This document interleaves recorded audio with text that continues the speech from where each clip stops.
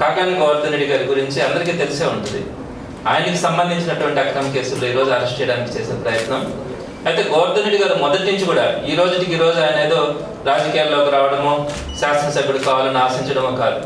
వాళ్ళ నాన్న సుమారుగా 18 సంవత్సరాల పాటు పొదలకూరులో సమితి ప్రెసిడెంట్గా ఉండడం, ఒక senior most politician family Nellore డిస్టిక్లో.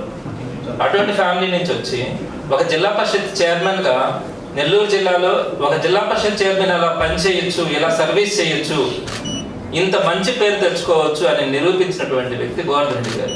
ఆ తర్వాత 2 సార్లు ఎమ్మెల్యేగా గెలవడం కానీ, మంత్రిగా ఉండడం కానీ, వచ్చిన వాళ్ళందరికీ కూడా ఆయన రిసీవ్ చేసుకోవడం, పనులు చేయడం కానీ, ఈరోజు నెల్లూరు జిల్లాలో కాకాని గోవర్ధన్ రెడ్డి గారు అంటే ఒక సీనియర్ మోస్ట్ పొలిటీషియన్. అంతేకాదు, ఆంధ్ర రాష్ట్రంలోనే ఒక క్రెడిబిలిటీ ఉండే లీడర్గా గోవర్ధన్ రెడ్డి గారు ఈరోజు ఎదిగారు.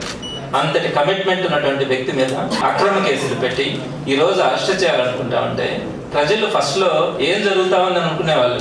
ఈరోజు ఆశ్చర్యంగా చూడడానికి పోయి అందరూ కూడా అసహించుకునే పరిస్థితికి వస్తూ ఉంది. పొదలకూరు మండలంలో ఒక మైనింగ్ విషయంలో కొంత క్వాడ్స్ని అక్కడ లిఫ్ట్ చేసినారు, పర్మిషన్స్ లేకుండా అక్కడ కొంత క్వాడ్స్ని తీసేశారన్న ఉద్దేశంతో కేసులు పెట్టాలనే ప్రయత్నం. ఈ కేసు సుమారుగా 2-3 నెలల క్రితమే కేవలం గోవర్ధన్ రెడ్డి గారిని నిర్బంధించాలన్న ఉద్దేశంతోనే ఈ కేసులు పెట్టి ఎలాంటి ఆధారాలు దొరక్క సుమారుగా 3 నెలల నుంచి కేసుని ప్రొలాంగ్ చేసుకుంటూ వస్తా ఉన్నారు.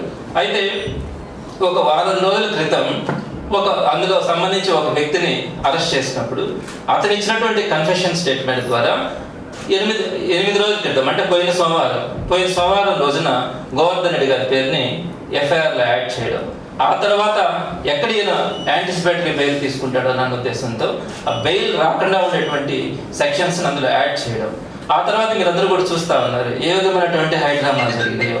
అయితే ఈరోజు హైకోర్టులో దానికి సంబంధించినటువంటి క్వాష్ పిటిషన్ మీద కానీ, అలానే ఈ కేసుని యాంటిసిపేటరీ బెయిల్ గురించి దీనికి సంబంధించినటువంటి కోర్టులో ఈరోజు సంబంధించినటువంటి వాయిదాలు ఉన్నాయి.